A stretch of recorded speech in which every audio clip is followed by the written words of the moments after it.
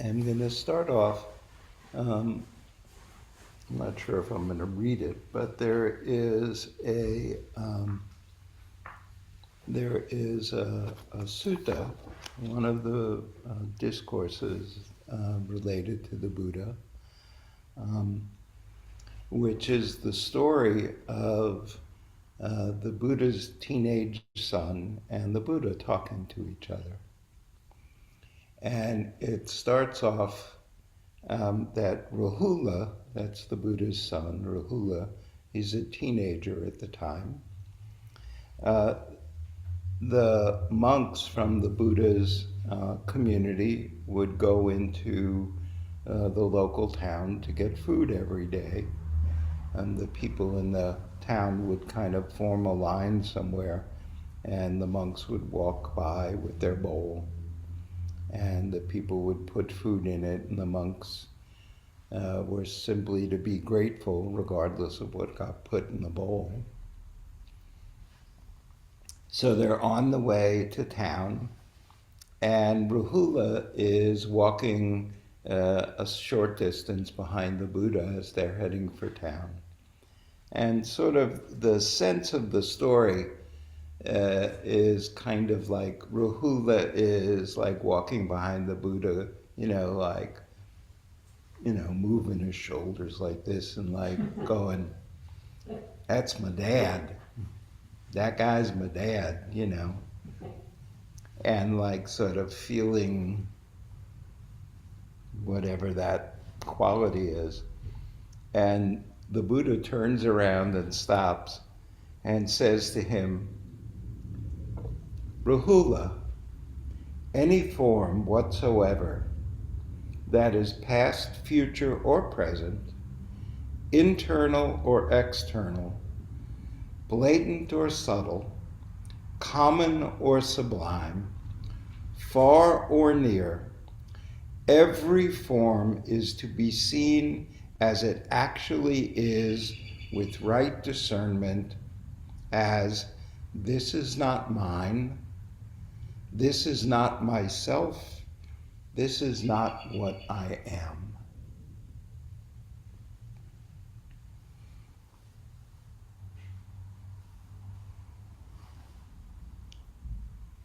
Now, Rahula goes off in a different direction after that than I do. What I want to address is the question of if, in fact, I guess I better leave this, if in fact this is not myself, this is not what I am, and in fact the Buddha didn't say just my body, my form, but the Buddha said any form whatsoever, past, present, or future, internal or external, blatant or subtle, common or sublime, far or near, every form is to be seen as it actually is with right discernment. This is not, this is not what I am. So what is this? What is this? So sometimes in the process of my practice,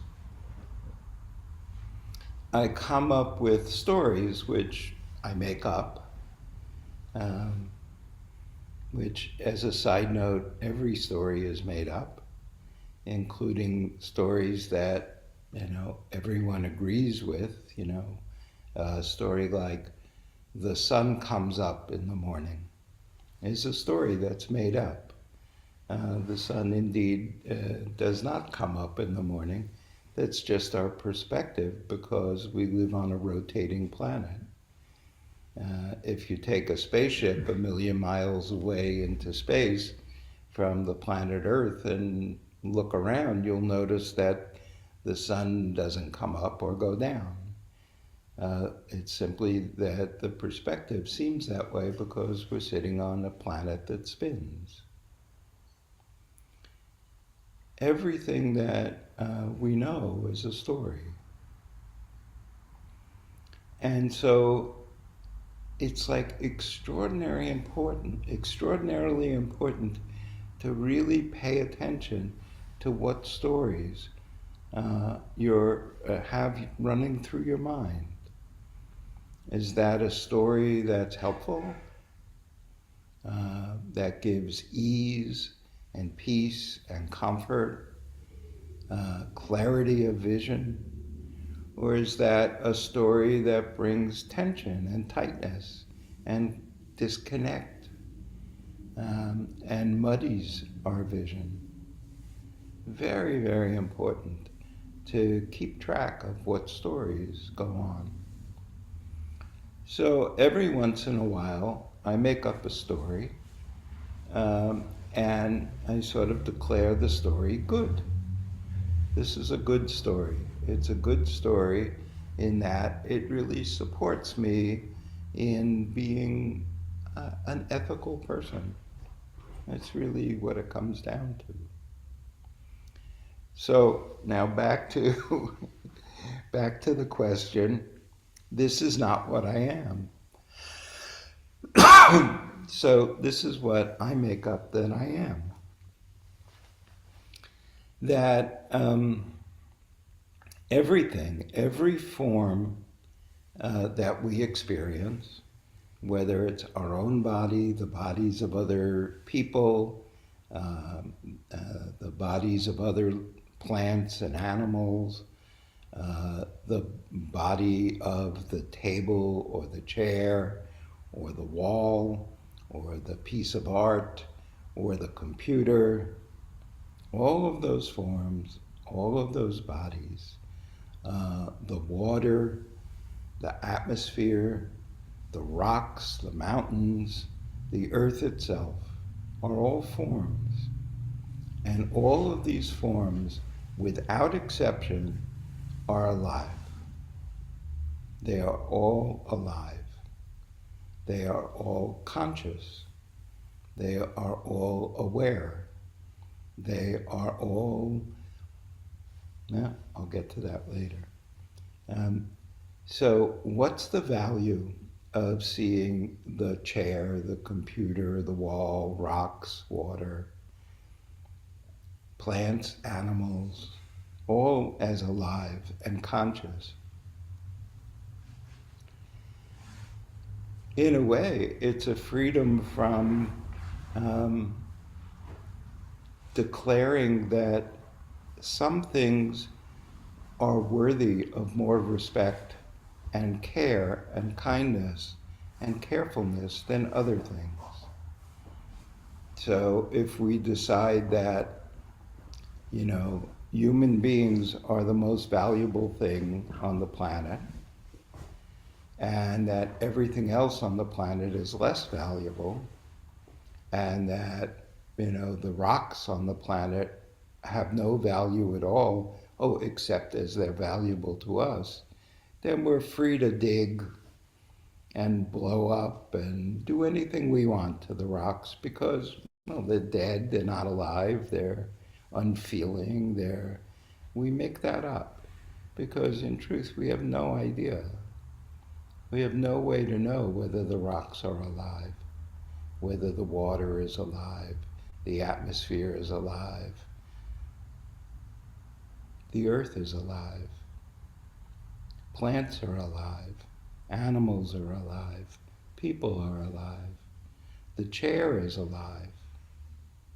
The chair I'm sitting on, if I imagine that it's a living being, it's aware of my presence, then I'm going to take care of it in a way that if I think it's just, nothing significant, just a construct of no importance, then I can, get angry and break the legs right off and not care. That's horrible. Not caring is horrible. Not caring is unethical. So if I make up that everything is alive, everything is conscious, everything I care, everything cares, then I need to be careful all the time. Careful, full of care. All the time, with everything. With the floor, with the walls, with the curtains, with the everything. And what does that do for me if I walk through the world careful with everything? Well, one thing it does is it frees me from deciding which living thing, since I'm saying they're all living, I don't have to decide which living things to care for. And we live in the world where, we mostly everybody doesn't care about the rocks. And lots of people don't really think, the vegetation on the planet has any purpose other than to serve us or to look pretty. And so we don't care for them. And we think of them as less than us. Well, then the next thing you know, of course, we see animals as less than us. Many animals as less than us. No big deal if we slaughter them and eat them without a thought, without caring.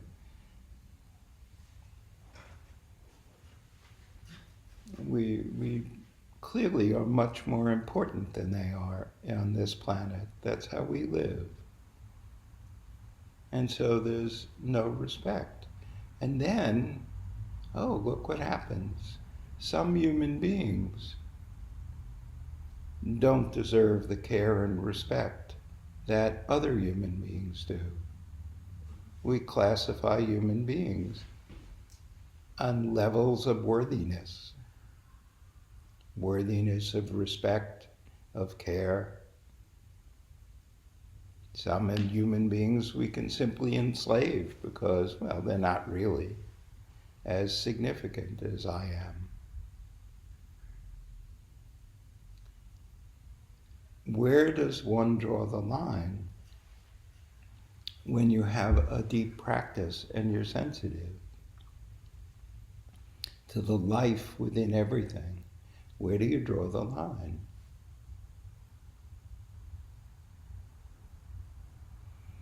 So I make up this story that aliveness is simply one thing, one living aliveness. Maybe the one living aliveness for some people is the planet and everything on it. Certainly there is nothing in our form that does not come from the planet. So if this form is alive, the planet is alive. So if that's as far as you need to go, that's good enough. It's good enough to see the entirety of the planet, including all the forms on the planet, as a single aliveness, a single consciousness, a single living being in this universe.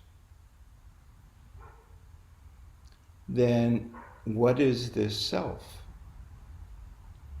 Well, it turns out that aliveness has a nature to take form. It simply takes form. When, the solar system, not so many billions of years ago, was a singular swirling mass of gas, then the entire solar system at that moment was a single living being. So suddenly, the sun, the earth, the other planets, the asteroids, everything in the solar system are forms, differentiated forms that this singular aliveness took. Well, that's extraordinary. What's the relationship between the sun and the earth? if they were both born of the same aliveness? What's the relationship between this form and every other form on this planet if they are simply the aliveness?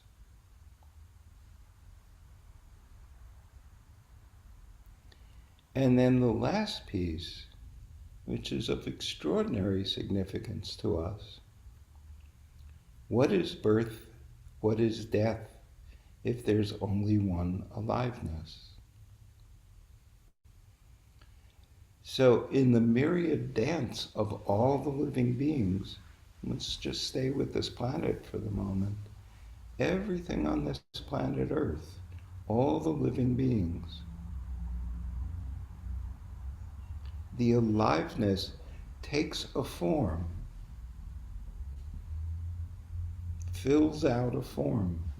It could be a plant, it could be a rock, it could be rain falling on the mountains, an animal, a person.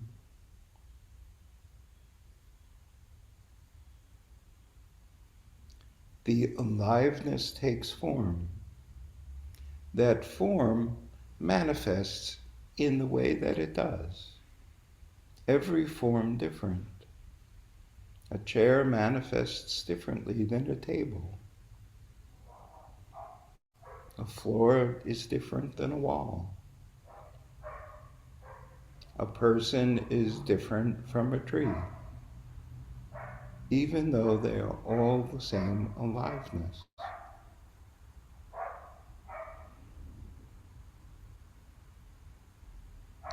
And when death comes to a plant, to an animal, to me, to a mountain,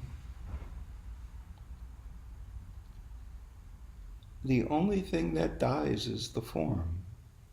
The aliveness doesn't die. It just simply takes a new form over and over and over again. You know, this is what the made-up name that we have of reincarnation. The aliveness in a form incarnates, takes a new form. So in essence, there is no death. Nothing dies. The form has a limited, shelf life. At some point, every form, even continents, have a limited duration as a form.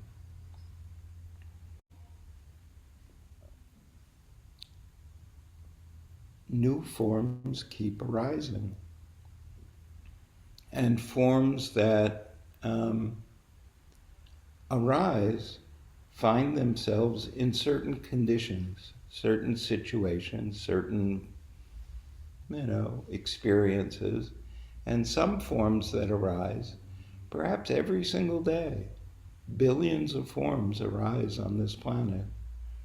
And they find themselves in conditions that aren't good for them. Too hot, too cold, too wet, too dry, whatever. And because they don't fit the conditions they're born in, they die right away or very quickly. And that aliveness tries another form until it finds a form that fits. And that fit allows that form to thrive. And, one of the things I find astounding is how recent on this planet trees are. Trees to me all my life have seemed like almost eternal. And they're everywhere. They've found a way to fit into all sorts of environments all across the planet. And yet, it wasn't all that long ago there wasn't a tree on the planet. Not these kind of trees. There were large vegetation, but not like this. it was a new form, and it thrived, and it spread. And we too are the same thing. We're just a form of life.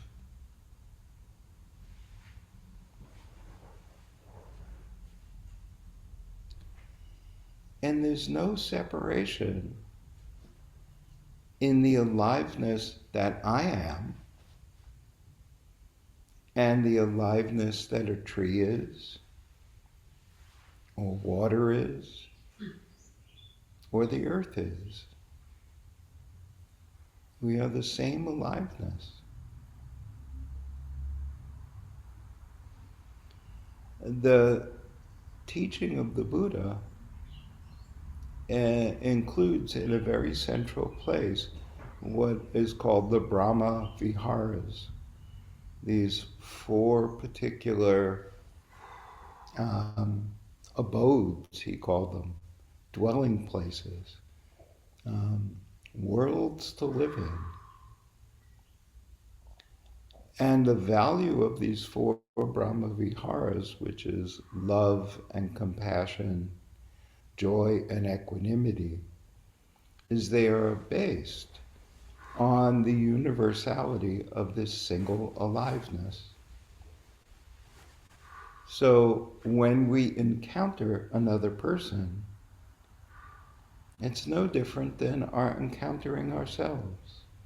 And so when we care for the other person, when we offer them love, when we offer them compassion when things are difficult, and joy when things are wonderful, and equanimity when we recognize that we're all forms of the same aliveness. When we see that, then we care for everything as we care for ourselves. Of course, it would be useful to say that to someone who does care for themselves. But if you don't care for yourself, then likely you don't care for all the other forms of yourself. All the forms in the universe are not me. I don't mean they're not me, they're not Brian. I mean the chair is not a me. It's not a chair. It's a form of aliveness. Temporary. The chair has a limited life. And when the chair's life is over, it will take a new form. We keep doing this aliveness. And the mistake we make so profoundly and so crushingly, damaging and harming is to create separation where none exists. To create this concept of me, separate, independent. And then we add measurement to that. If I am me and I am separate, where do I fit in? Am I more important or less important than this other one? Am I wiser or duller? Am I faster or slower? We're just endlessly measuring a separate self.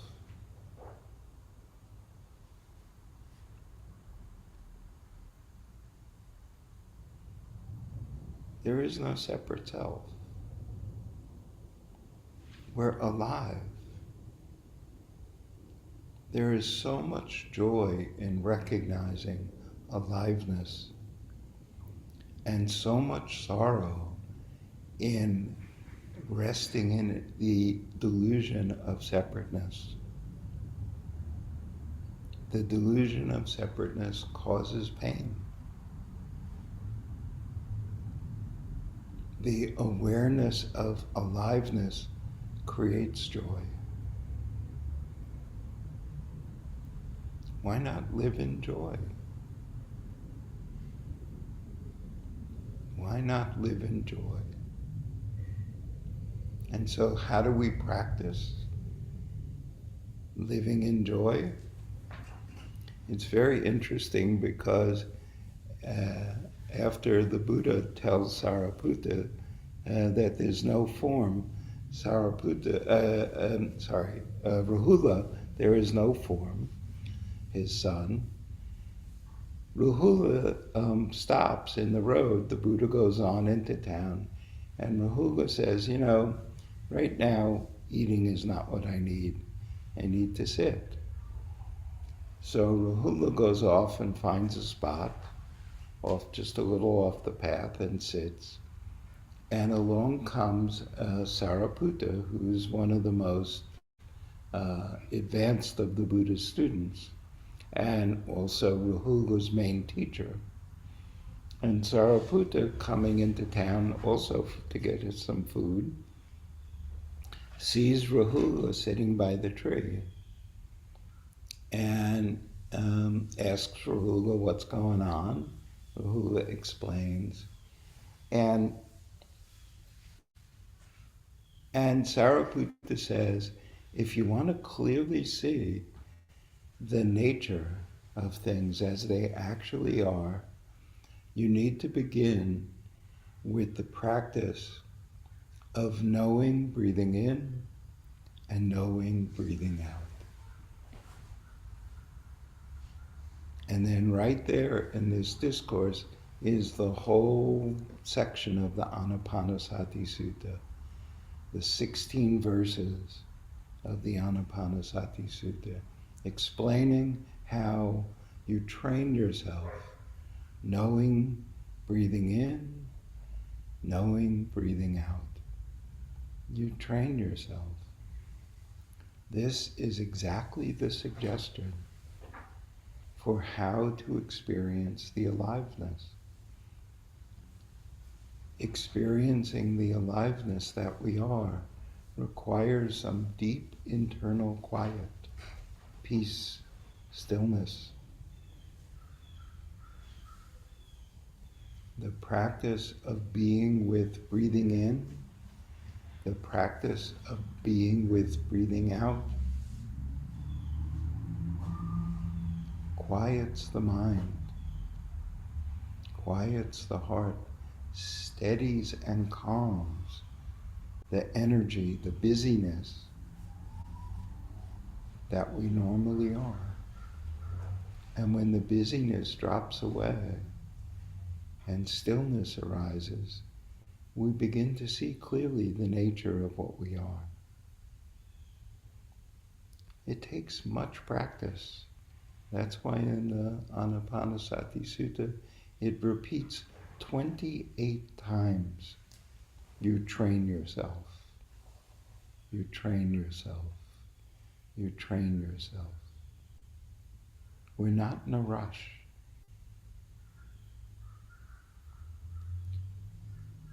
We need to know that we are in fact alive.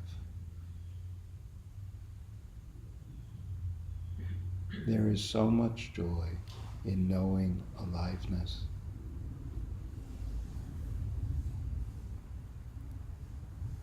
So let's practice this. Let's practice this beautiful practice of knowing the in-breath and knowing the out-breath. Breathing in, know that you're breathing in. Breathing out, know that you're breathing out.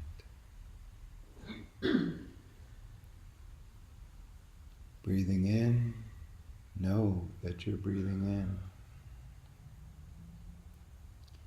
Breathing out, know that you're breathing out.